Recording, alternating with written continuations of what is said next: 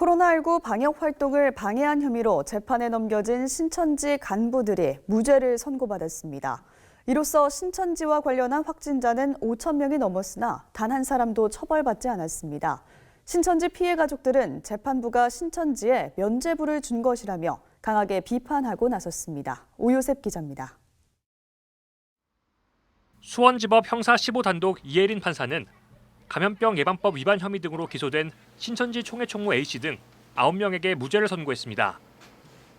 이로써 코로나19 1차 대유행의 진원지로 지목된 신천지 관련 재판은 이만희 교주와 신천지 대구교회 관련 재판을 포함해 1심에서 모두 무죄가 선고됐습니다. 법원은 이번에도 방역당국의 자료 제출 요구를 역학조사로 볼 수 없다는 논리를 내세웠습니다. 총무 A씨 등은 지난해 신도 명단과 집회 장소를 축소해 보고하는 등 방역당국에 허위 자료를 제출하고 중국 우한 신천지교회 신도들의 국내 행적 등을 고의로 누락한 혐의로 기소됐습니다. 하지만 이 판사는 방역당국이 신천지 측에 교인 명단과 시설 현황, 선교단의 국내 행적 등과 관련한 자료를 요청한 것은 법률이 정한 역학조사의 대상이나 방법에 해당하지 않는다고 밝혔습니다. 다만 증거인멸 교사 혐의에 대해서는 일부 유죄를 인정해 6명에게 벌금형을 선고했습니다. 이 판사는 피고인들이 압수수색 가능성을 미리 인지하고 있었다며 간부들에게 휴대폰 메시지, 텔레그램 삭제 등을 공지하고 수사 직전에 신도들의 주민등록번호 뒷자리를 폐기한 점 등을 고려하면 증거인멸과 증거인멸 교사의 고의성이 인정된다고 말했습니다.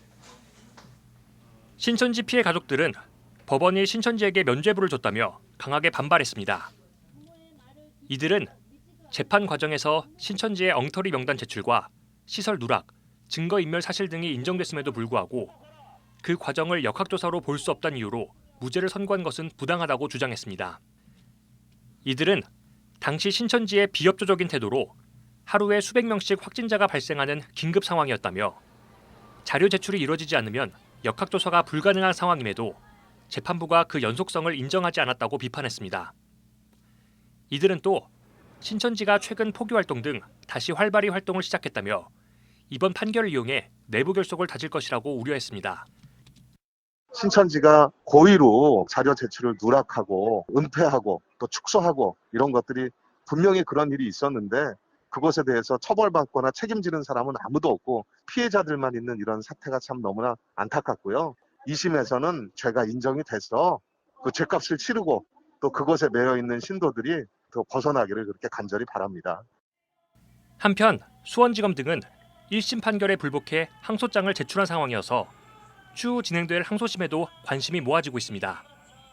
CBS 뉴스 오요셉입니다.